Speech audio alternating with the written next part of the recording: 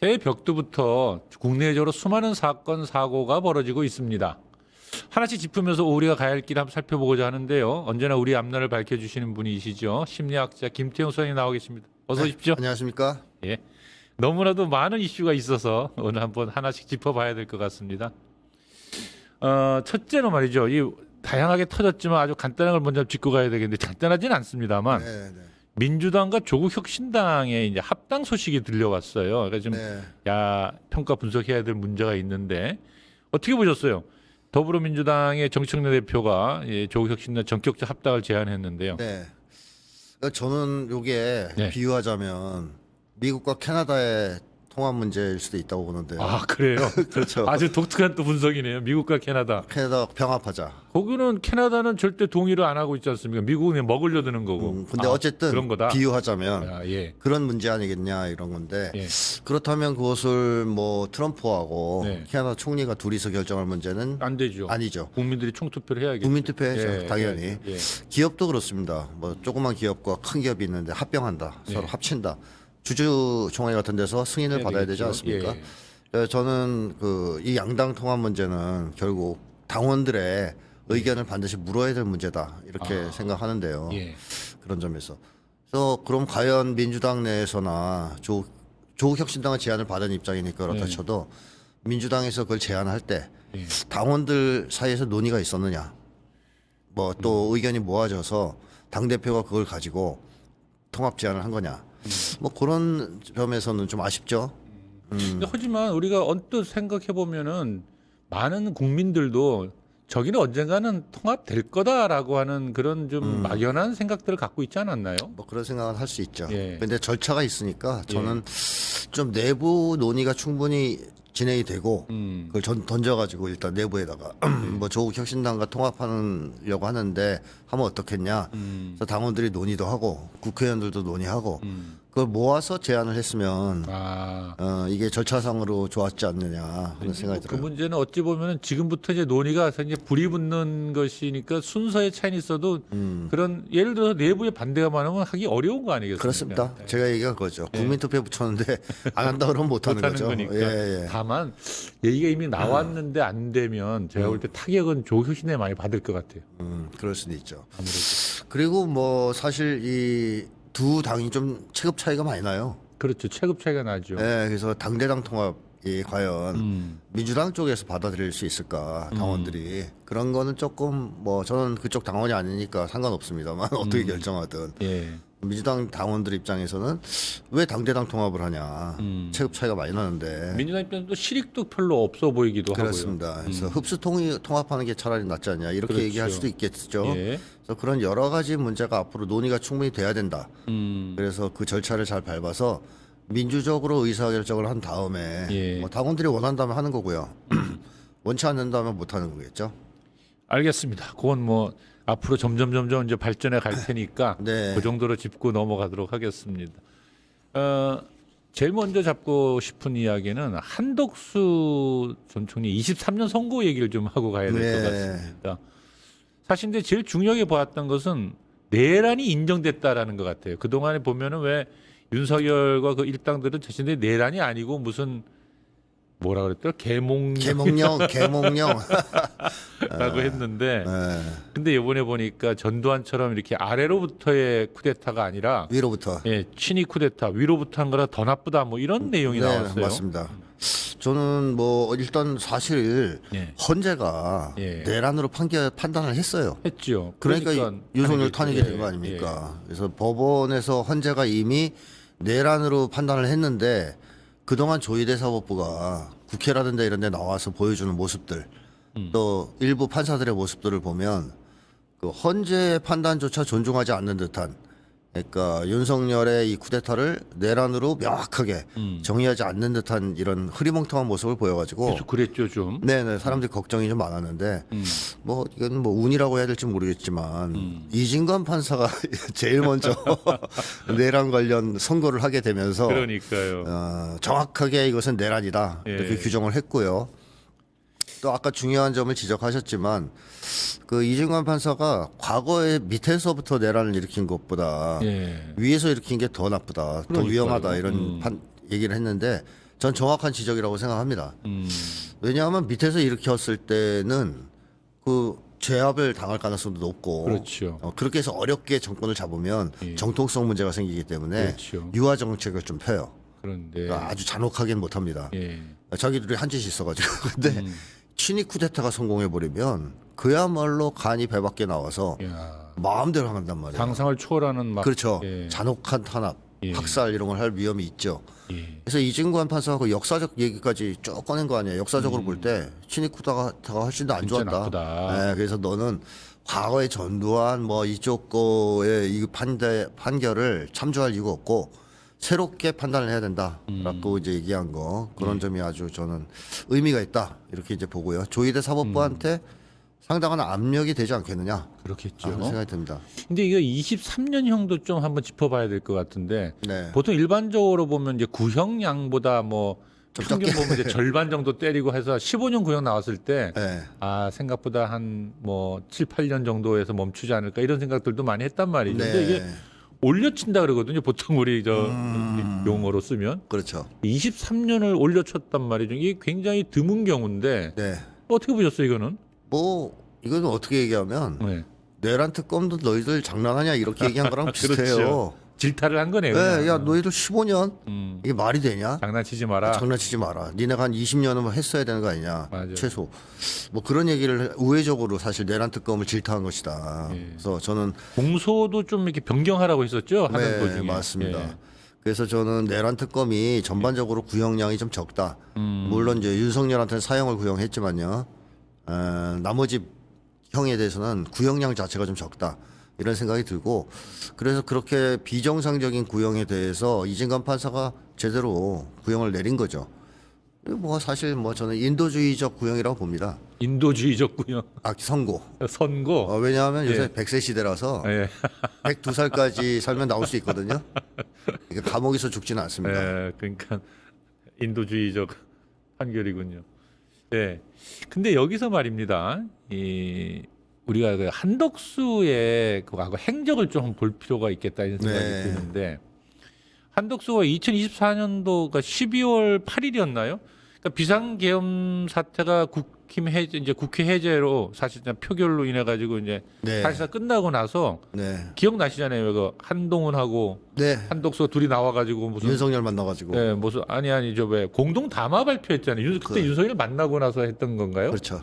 그래서 뭔가 자기들이 이제 앞으로 윤석열은 이제 물러서고 네, 뒤로. 물러설 거고 자신들이 둘이 이제 하겠다. 정치를 국정 운영하겠다 뭐 이런 얘기 했잖아요. 참 웃기는 거죠. 지금 생각해 보니까 못하는 그렇게 해가지고 자신들이 자기가 나중에 이게 잘못되면 심판받을 수 있다라는 두려움이 그때도 있었던 걸까요? 어떻게 보세요 이거는? 저는요 네. 두려움보다도요 제2의 내란 성공 가능성을 생각했던 것 같아요. 제2의 내란. 네, 그러니까 조희대도 있고 네. 내가 또 대통령도 나갈 가능성이 있고. 그러니까 요거 내가 요때 한번 이미지를 좀 띄워야 되겠다. 그래서 국정 운영을 한동훈하고 나오고 하다 보면 뭐 전반적으로 대통령 대선을 유리하게 끌고 갈 수가 있지 않겠습니까? 예. 그런 계산하에서 저는 적극적으로 자기가 나섰다라고 생각이 되고요.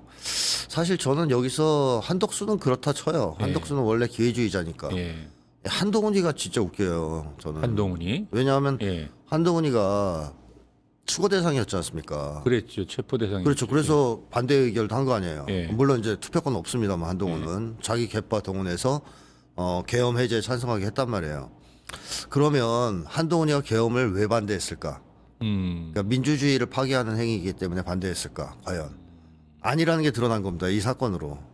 만약에 그랬다면 윤석열하고 손을 잡을 수가 없어요.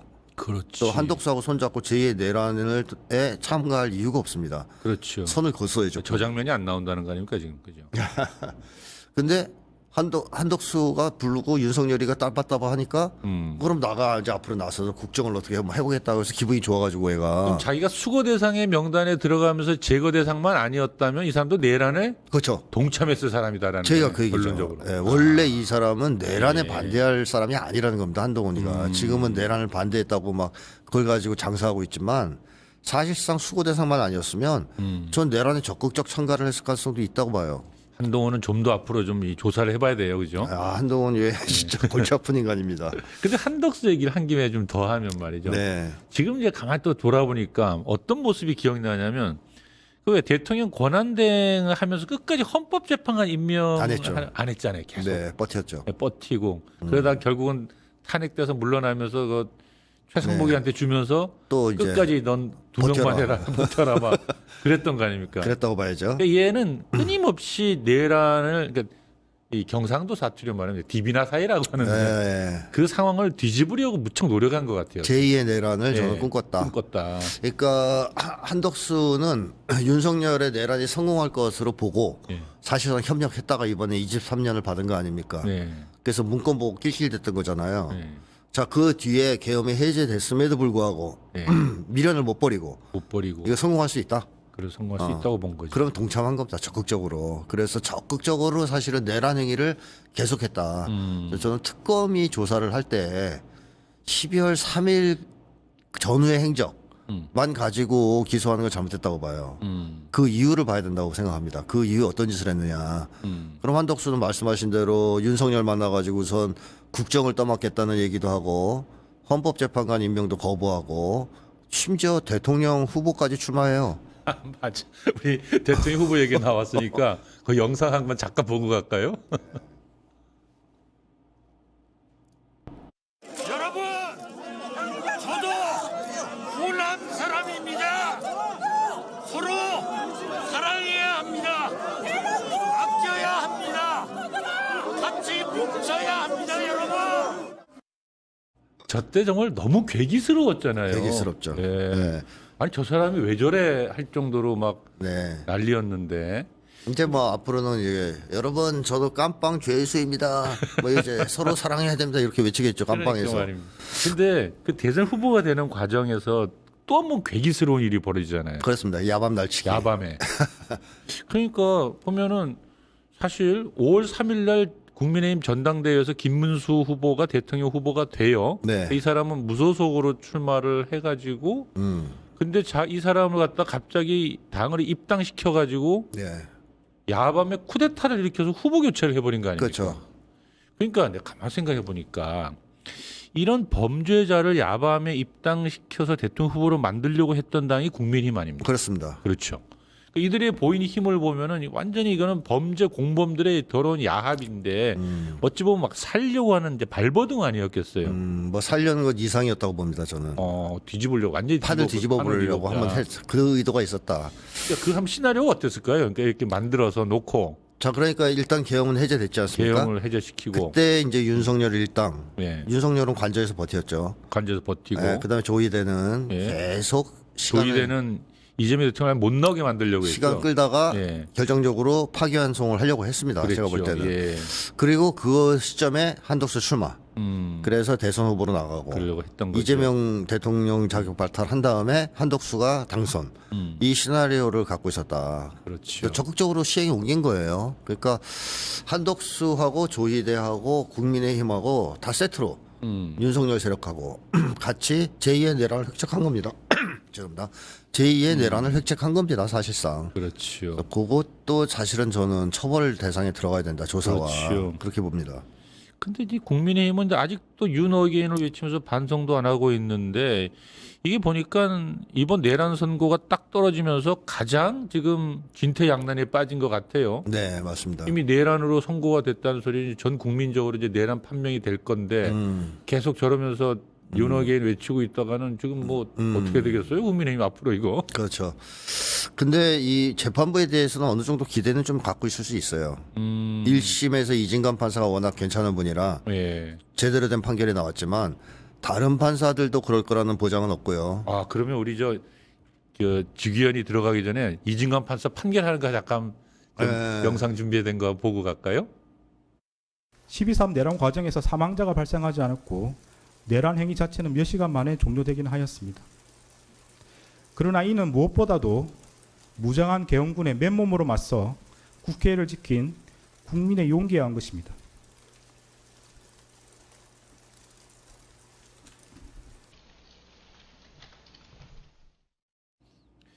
저도 저 재판 쭉 보셨죠? 판결할 때. 네. 저도 처음부터 끝까지 봤는데 저 대목이 약간 울컥하는 것 같더라고요. 네네. 눈물이 울컥. 나와 그랬던 것 같습니다.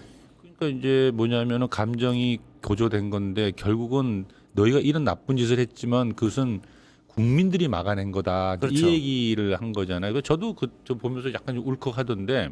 예.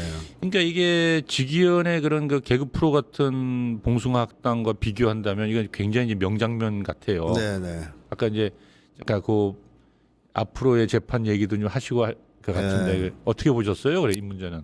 뭐 어쨌든 이번에 이진관 판사의 판결문은 대단히 훌륭하다. 전 그렇게 보는데요.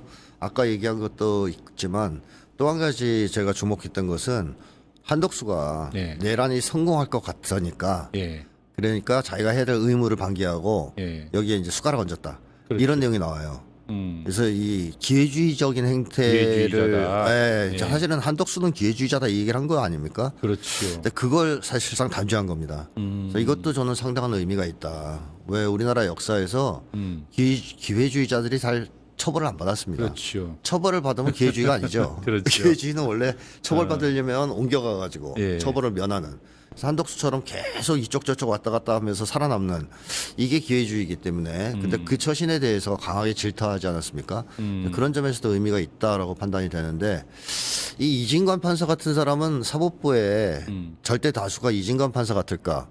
그러게요.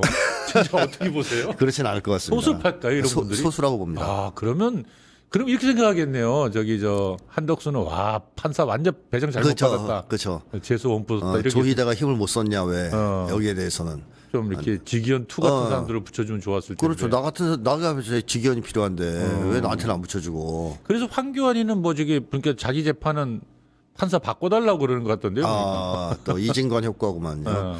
그래서 어쨌든 앞으로의 판결이 다 잘 나온다는 보장은 없어요. 아, 이제 올라가면 또 2심, 3심 들어가면 대법원 판결까지 들어갈 텐데 잠깐만. 대법원에 조희대가 있지 않습니까? 아이고. 그래서 전 조희대를 빨리 탄핵해야 된다고 계속 주장을 하는데요. 그렇게 따지면 조희대를 빨리 쫓아내지 않으면 이 모든 판이 다 어그러질 수도 있다. 네, 맞습니다.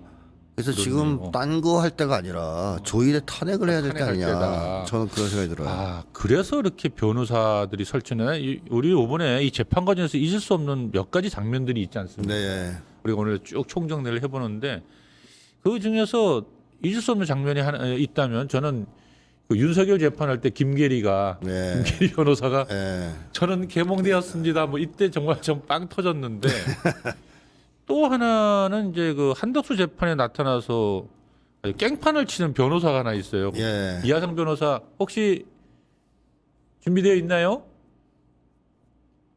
오늘은 이진관이 판결이 있었는데 제 느낌은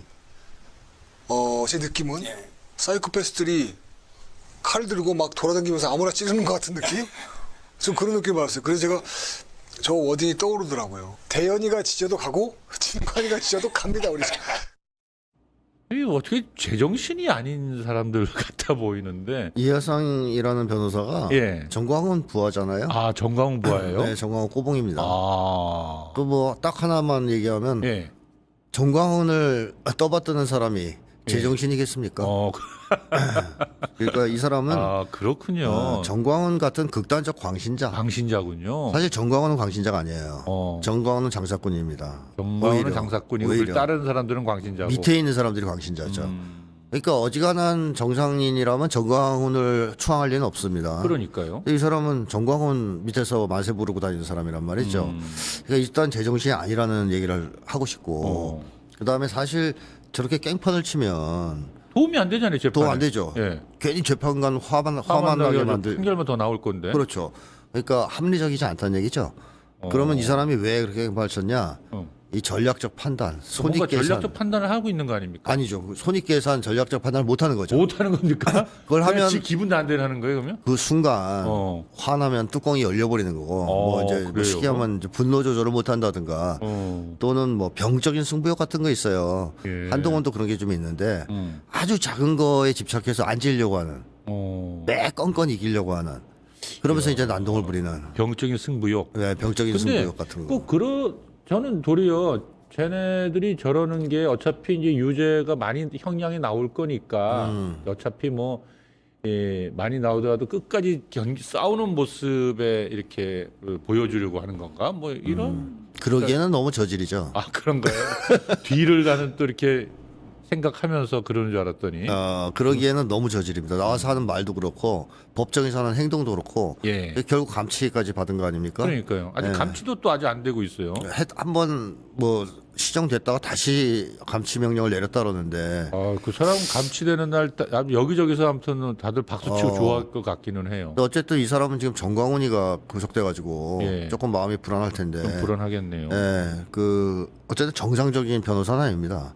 예, 그러게요. 저 같으면 절대로 저런 사람한테 근데 변호 안 받게요. 우리나라에서 이 변호사라 그러면 그래도 꽤 똑똑하고 공부 많이 한 사람들로 우리가 알고 있는데. 판사도 그렇고 검사도 그렇죠. 근데 좀 이렇게 제정신이 한 사람들이 또 많이 있네요. 그거는 지식 수준과 상관없습니다. 지식 수준과 예, 상관없고. 정신 건강과 주로 관련. 정신 건강. 또 심리학자시니까 이제 예, 또 예. 정확하게 짚는군요. 그 예를 들면 예전에 사이비 교수들이 예. 신도들을 집단 자살시키고 막 그런 사건이 그랬죠, 미국에도 예. 있고 그러지 않았습니까? 거기에 학력이 다 낮지 않아요. 맞아요. 교수도 있고 의사도 있고. 예, 그렇던 교수, 것 같아요. 의사, 박사 막 있습니다. 예. 그런데 그러니까 학력이 높다 그래서 예. 광신도가 되지 않는 것도 아니고, 그건 아니고. 예, 음모론에 빠지지 않는 것도 아닙니다. 지식이 높다 해서 다 제정신인 건 아니거든요. 그렇습니다. 오히려 제정신이 아닐 경우 지식이 많으면 더 안 좋아요. 심각한 제가 거죠. 볼 땐.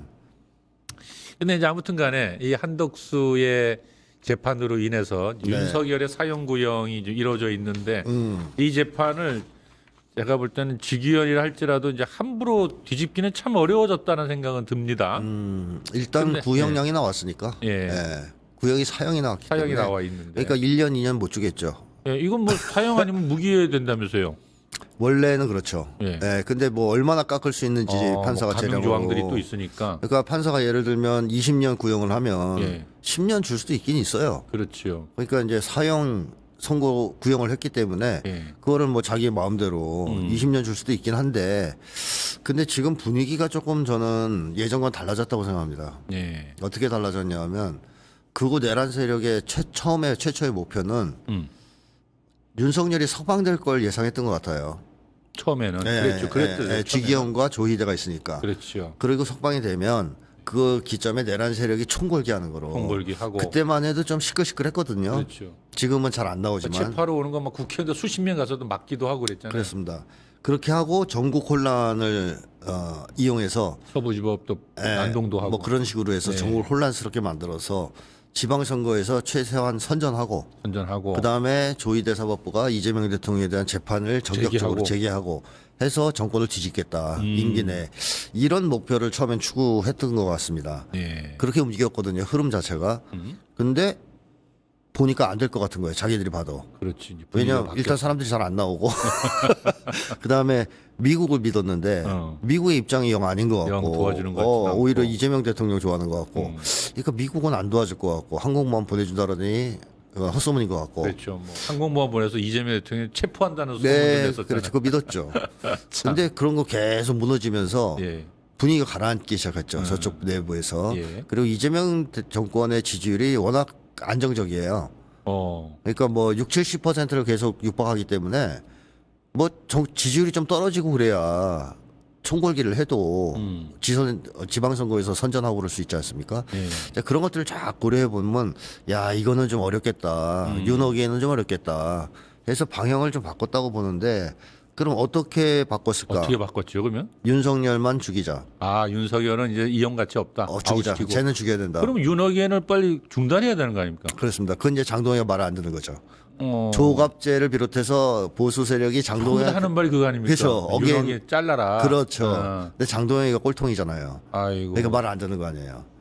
사실 뭐 김문수도 예상치 못한 꼴통이었던 거예요. 그랬죠. 한덕수로 교체해서 하면 승인 고분은 뭐 받아들일 줄 알았던 거죠. 자기들은. 근데 김문수도 한덕수 못지않은 인간이란 말이죠.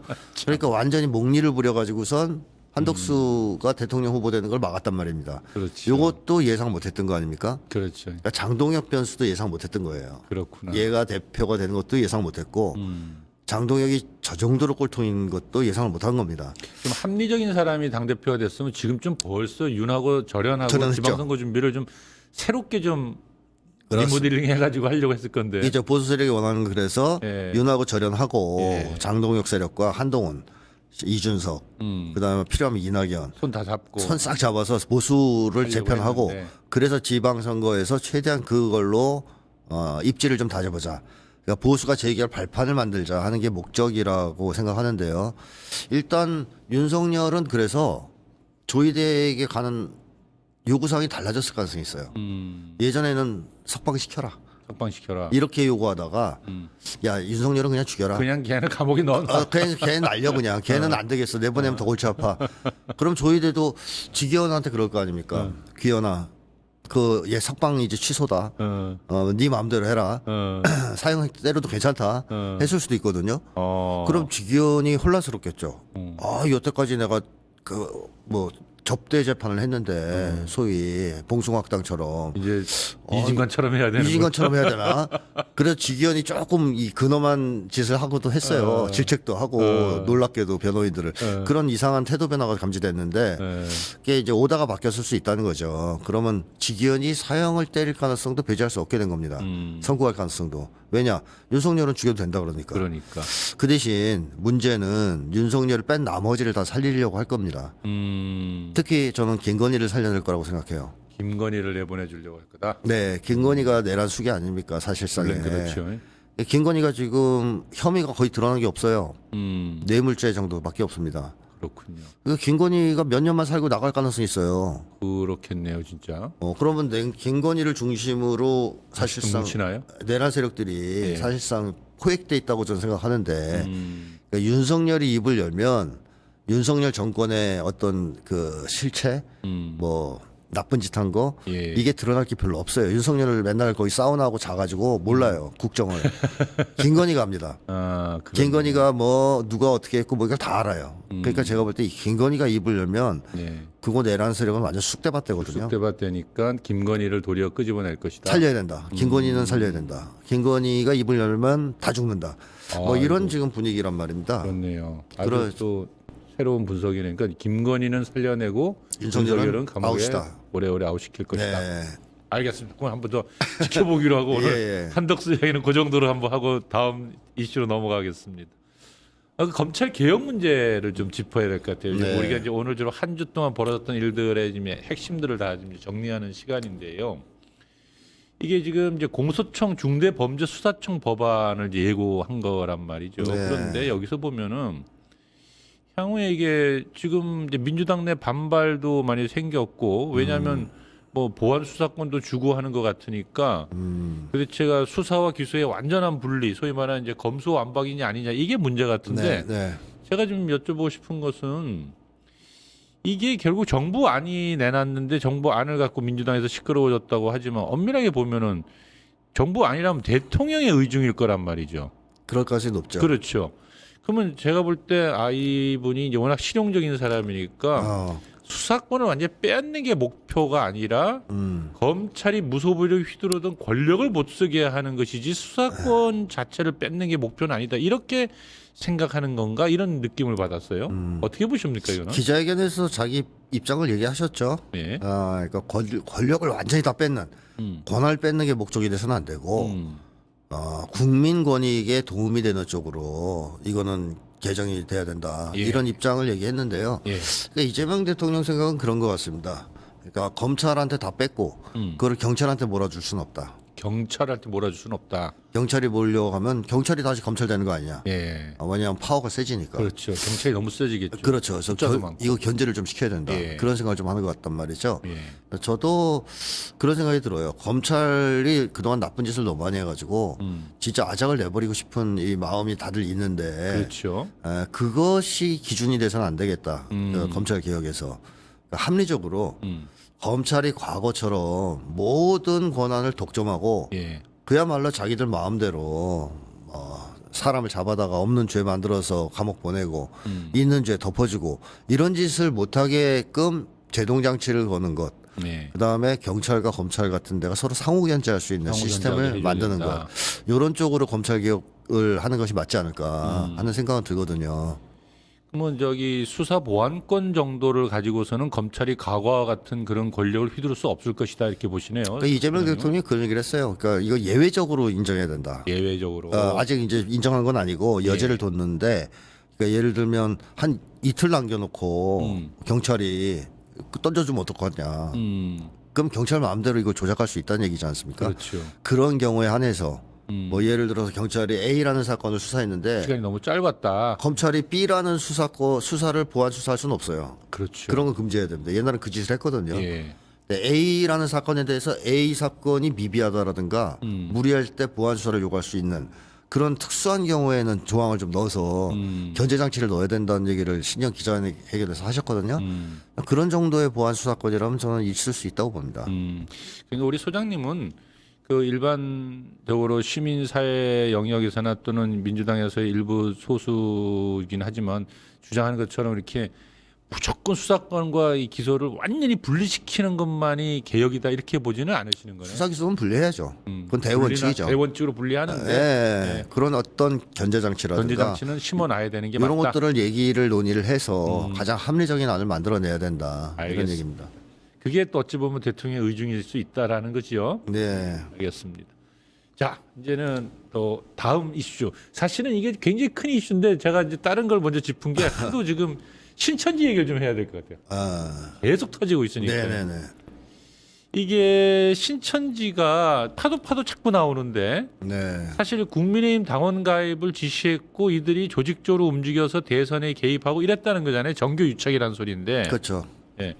근데 이제 대통령이 이런 정교 유착에 대해서는 뭐 형사 수사 가능성까지 언급하면서 뿌리 뽑겠다 이랬는데 어떻게 보십니까 이 문제? 사실상 과거의 정교 요청 문제는 예. 일부 개신교 쪽의 문제였다고 볼 수 있어요. 일부 개신교, 예, 그러니까 그 대형 교회들. 대형 그래서 교회들이 이명박 다녔던 교회도 있고요.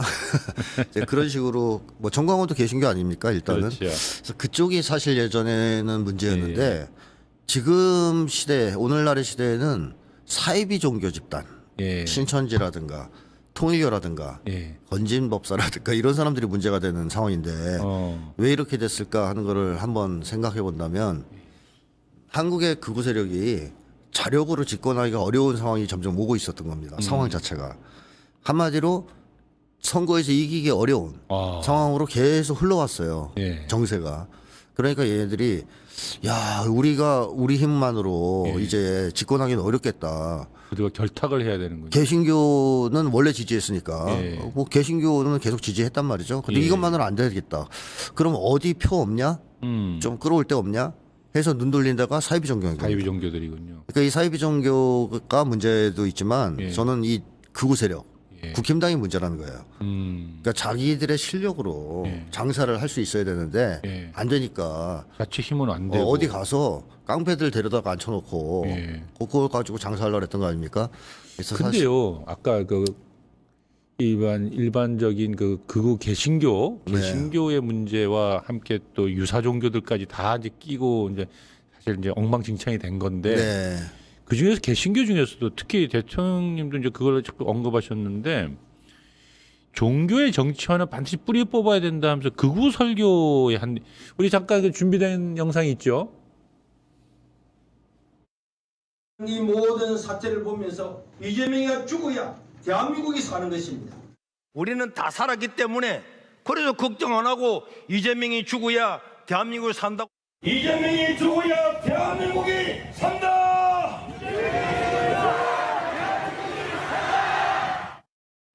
그러니까 저런 설교를 해요.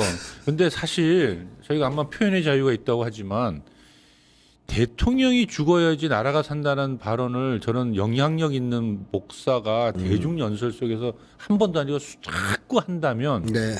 그러니까 테러가 나오고 그렇습니다. 막 암살 얘기가 나오는 거 아니냐. 그렇죠. 특히나 광신도들은 목사님의 명령은 무조건 따르는 거 아닙니까? 네. 그분의 뜻이라 생각하고. 사이비 종교의 위험성은 예. 이 합리적 사고를 못 한다는 겁니다. 그러니까요. 그래서 적을 찍어주면 예. 악마 숭배자들이라고 그러니까요. 미국에서도 그 범죄 집단이 상당히 잔혹해요. 그러니까요. 그러니까 한번 찍어주면 악마라고 예. 물불을 안 가리고 죽여요. 좌표를 찍는 거 아닙니까? 그렇습니다. 난 좀 너무 섬뜩해가지고. 저 소년보만 있는 게 아니라 이제 정광훈도 있고요. 네. 대형 교회 저런 목사들이 많습니다. 많죠. 그리고 뭐 그 제자인 전환길도 있고요. 저걸 어떻게 뿌리 뽑아야 될지 모르겠어요 정말. 저거- 정교일치를 진짜 끊어야 될 것 같아요. 근데 저는 저거를 네.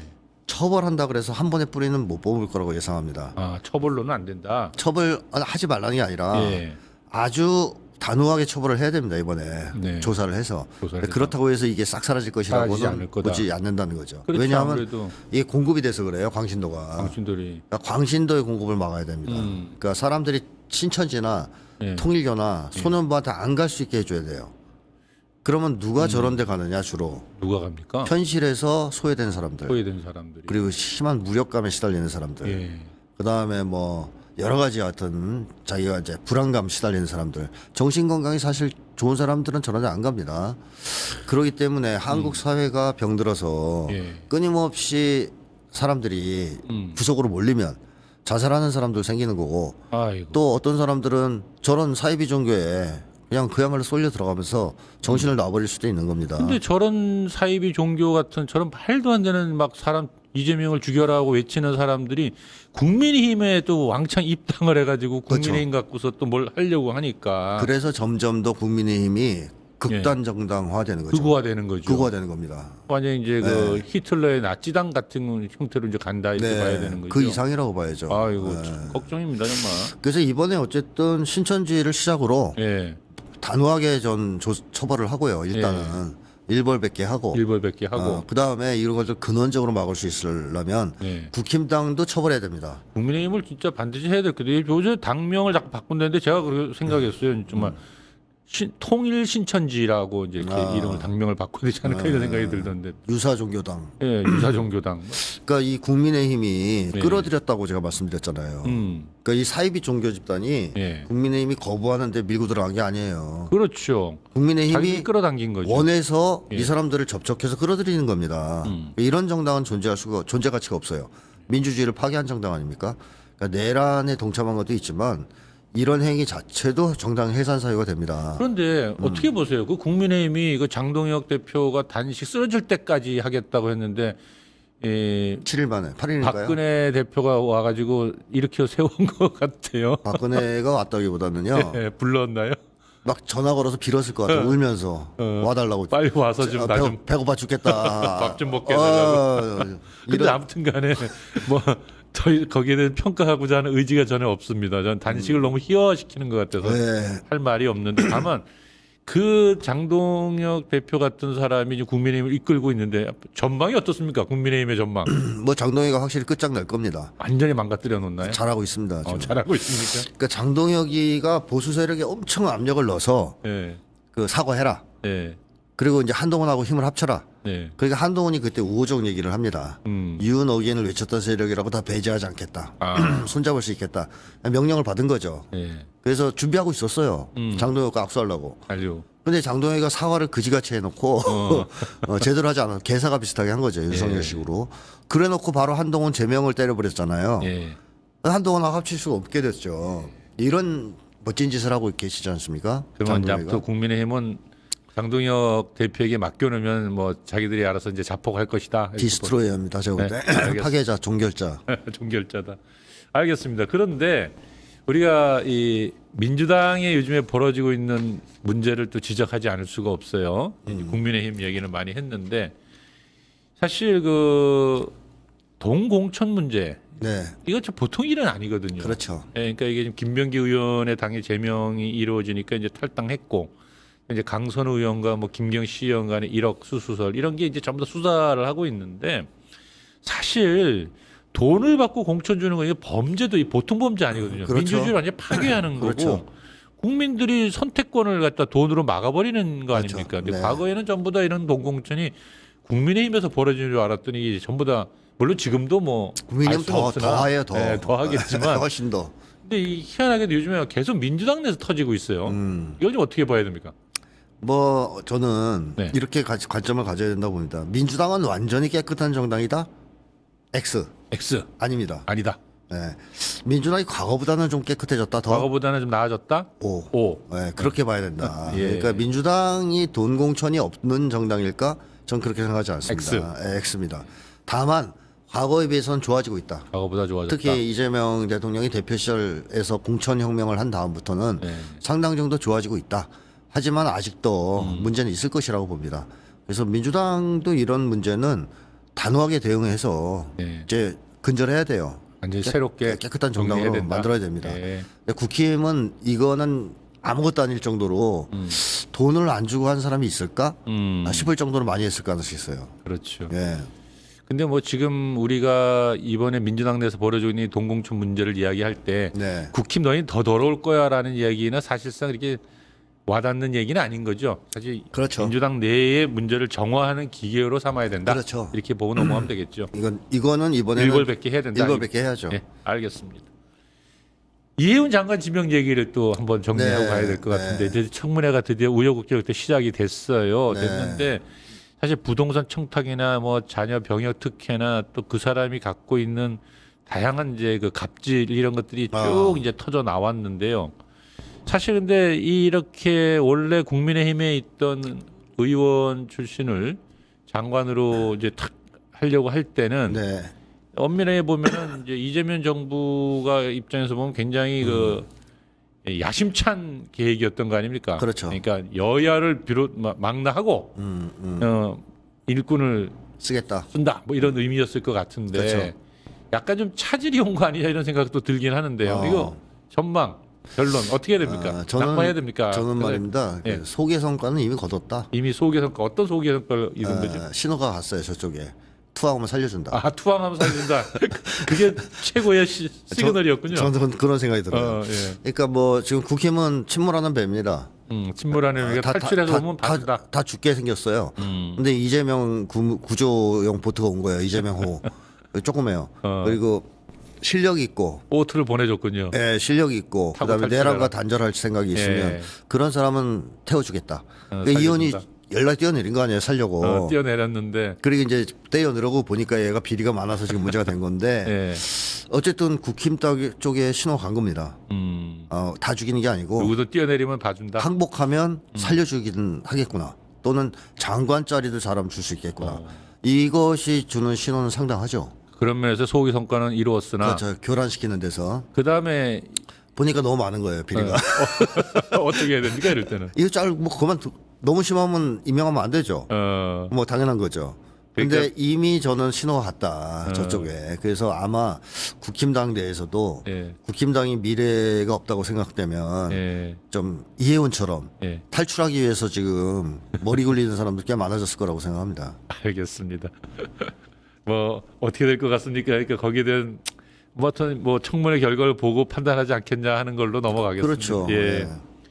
근데 말이에요. 이 참 특이한 현상이 하나 있습니다. 뭐가 있냐면 보통 민주당 내에서 악재가 이 정도면 대통령 지지율이 많이 떨어져야 되는 것이 정상이잖아요. 그렇죠. 보통 연동되죠. 예. 근데 소폭 오르내리는 건 있는 것 같은데 사실 계속 50% 중반대에서 60% 초반까지 아주 상당히 그 과거 취임 1년차 대통령들과 비교를 해본다면 말이죠. 네. 아주 안정적인 지지율을 계속 유지하고 있어요. 그렇죠.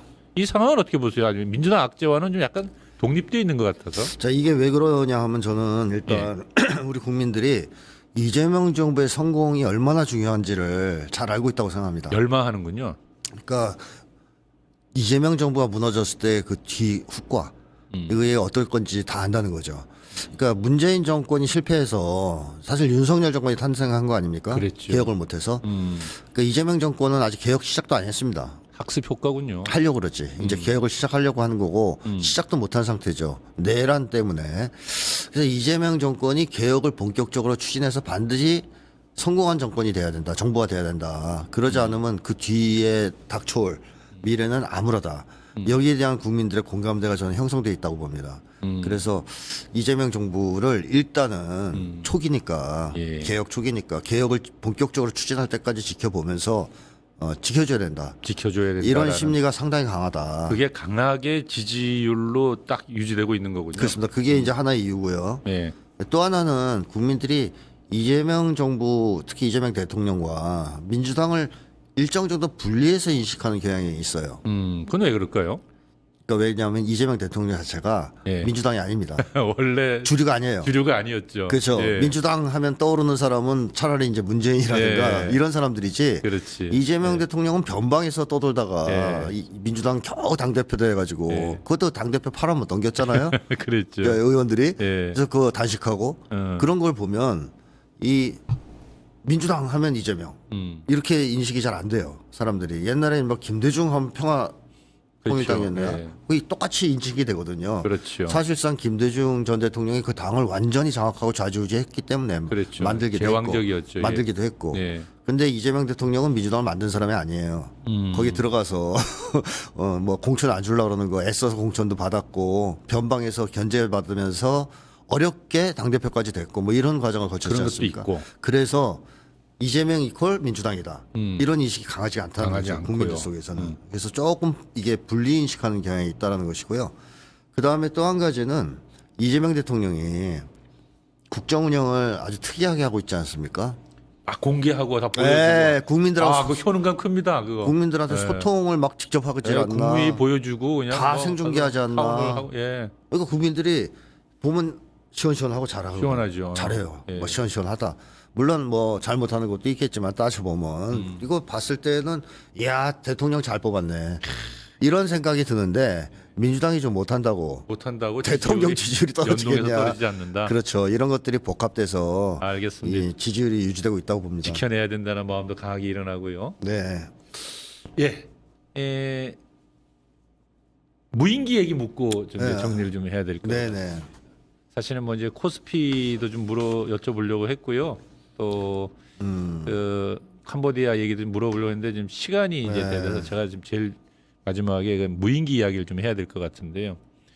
뭐 사건은 이렇게 아주 간단하지 않습니까?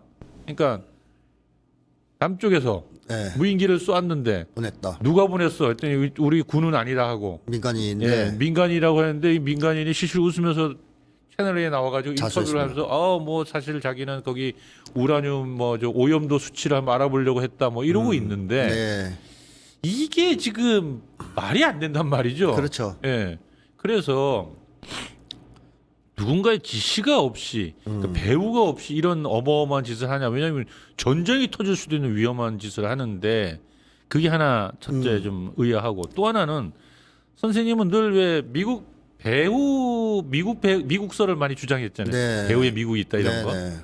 이것도 이 비행기가 갈라가는 궤적을 보면은 사실 미국 없이는 그러니까 유엔사를 통하지 않고서는 넘어갈 수 없는 코스인데 넘어갔죠. 예, 그런 걸 봤을 때 이게 지금 미국의 배우가 지금도 존재한다는 소리냐? 네. 정권이 바뀐 마당에 도대체 뭘 믿고 이런 짓을 하냐? 뭐 이런 게 좀 여러 가지 의문이 계속 꼬리를 물고 있어요. 네, 이 무인기를 보낸 두 명이 예, 뭐 윤석열 대통령실에 근무했다라든가 예, 또는 뭐 정보사, 군 정보 요원들하고 접촉했다라든가 김태효와도 연관성이 있다라는 얘기가 지금 나오고 있죠. 김태효랑 네, 예. 그런 여러 가지가 나오고 있는데 어쨌든 말씀하신 대로 핵심은 이겁니다. 무인기를 날렸을 때 미군이 몰랐을까 하는 거예요. 그 두 번째 날린 무인기는 강화도에서 보냈는데 예, 그 강화도에 미군 기지가 있고요. 그다음에 한국군 해병대도 있다 그럽니다. 그러죠. 그 근처에 두 한국군과 미군이 통합해서 레이더를 운영하는 그런 시스템이라는 얘기가 기사에 나왔거든요.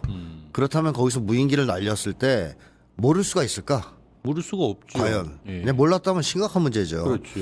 근데 저는 한국군은 몰랐을 수도 있는데 뭐 미군은 모를 리가 없죠. 레이더가 좀 후져서 예. 모를 수 있는데 미군은 모를 수가 없다는 저는 거죠. 허접한 비행기를 모른다고 하면 안 되죠. 그렇죠. 그래서 미국이 알았는데 왜 이것을 한국군에 통보하지 않았을까? 또 이걸 왜 문제시하지 않았을까? 그렇다면 최소한 미국이 무긴 지시까지는 모르겠지만 지시 아니면 무긴 방조는 했다는 무긴 얘기. 방조했을 그건 것이다. 거의 확실하다는 얘기입니다. 무긴 방조했을 가능성이 높다라는 건데요. 그럼 왜 그럴까요? 왜 무긴 방조를 하죠? 그러면 자, 지시하거나 저는 이런 짓을 하는 데는 동기는 있다고 봐요. 동기가 있을 거다. 왜 그러냐면 예. 지금 이재명 대통령 이하 이재명 정부에서 올해 들어와서 부쩍 의욕을 보이는 게 남북 간의 남북 간 관계를 풀려고 풀겠다. 하는 거죠. 예. 그래서 시진핑 주석 만나서도 뭐 어떻게 좀 다리 좀 놔달라 이런 이제 부탁도 했고요. 또 통일부에서는 남북 그 화해의 원년으로 만들겠다 뭐 이런 얘기를 하면서 북에다가 적극적 제안도 하고 지금 막 들쑤시고 있어요. 제가 알기로는 어떻게든 대화 통로를 뚫어보려고. 예. 자, 이런 분위기가 형성돼 있고 또 한 가지는 트럼프가 4월 시진핑 만나러 중국 가면서 북과의 회담을 하기 위해서 지금 혈안이 돼 있습니다. 그렇죠. 그래서 워싱턴 포스트에서 사실 워싱턴 포스트는 우파 신문입니다. 아주 강경 보수 신문이라고 봐야 되거든요. 여기서 북쪽 비핵화는 물 건너갔다. 현실을 인정하고 군축 회담해야 된다. 이런 사설이 나왔단 말이에요. 아, 그게 뭐 제가 볼 때는 트럼프가 협박해서 냈을 수도 있거든요. 예. 그런 사설을 나 회담해야 되는데 예. 분위기 좀 띄워봐. 예. 그렇지 않다면 미국 내의 지배층의 분위기가 점점 흘러간다는 거죠. 비핵화 그렇죠. 불가론으로, 불가 쪽으로. 그럼 트럼프는 유리합니다. 왜냐하면 핵보유국 인정을 하고 군축회담을 할 수가 있기 때문에. 그렇죠. 그래서 그런 여러 가지 흐름이 있어요. 그럼 이걸 누가 제일 싫어하냐 할 거냐? 그럼 뭐 네오콘, 네오콘입니다. 네오콘들이 싫어. 네, 네오콘들이 제일 싫어하죠. 근데 한국의 네오콘의 그 상징처럼 극우 내란 세력들하고 손을 잡고 그냥 한국에 그렇죠. 있는 자가 브런슨이 아닙니까? 브런슨. 브런슨. 주한미군 사령관. 네오콘의 아주 꼴통이죠. 꼴통. 예. 인태 사령관도 네오콘입니다. 이 브런슨이 계속 한국에서 지금 헛소리 짓거리고 있고요. 이해가 되네. 이상한 소리 짓거리고 예. 있고 또 케빈 킴인가요? 예. 대사들이 그 사람이 그 인간이 그 통일부 장관이 정동영 장관이 제재 완화 같은 것도 할 수 있다. 한미 군사훈련도 조정할 수 있다 이런 얘기를 하니까 만나서 거의 협박을 합니다. 그러니까요. 제재 완화 입에 담지 마라. 그리고 워킹그룹 만들려고 했어요.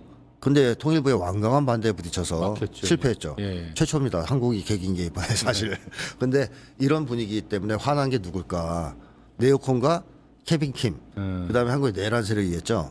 그래서 저는 한국에 이제 와 있는 내란 세력의 뭐 총대장이라고 할 수 있는 브런슨, 이 네오콘 세력이 한국의 이 내란 세력 잔당들을 어떻게 싸바싸바 해서 사고를 치려고 했던 거 아니냐 하는 의심이 들어요. 알겠습니다. 그러니까 이게 우리가 여러 가지로 사고해 볼 수 있는데 네. 아무튼 한국 내 안정적인 남북 관계가 형성되는 걸 방해하려는 세력이 분명히 존재하는 건 사실인 거죠. 그렇죠. 예. 그게 이번 수사에서 다 밝혀질까에 대해서는 좀 의문인데요. 맞습니다. 이 미국이 들어가 있기 미국이 때문에 성역이니까. 그렇죠. 거기를 건드리기가 어려울 수 있는데 저는 화끈하게 한번 건드리는 것도 나쁘지 않다고 봐요. 시원하게 조사해 보고 예, 트럼프한테 편지 보내는 네. 거죠. 야 브런슨이 범인이야. 그리고 우리 소장님하고 좀 더 이런 예를 많이 나누면서 계속 좀 많은 여론을 만들어야 될 것 같습니다. 예. 감사합니다. 네. 오늘 예.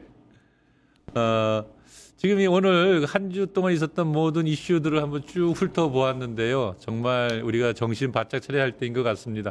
함께해 주신 여러분 감사합니다. 거침없이 소신을 밝혀주신 김태형 소장님 고맙습니다. 맞습니다. 세상을 보는 창, 세상을 여는 창, 세상을 바꾸는 창, 김창현의 창이었습니다.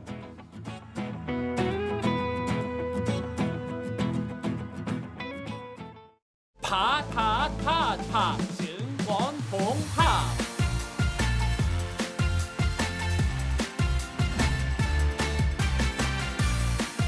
이제 저녁 8시 30분 퇴근 후 퀴즈 한판 혼자 하지 마세요. 같이 해요. 매일 저녁 8시 30분 많은 참여 바랍니다.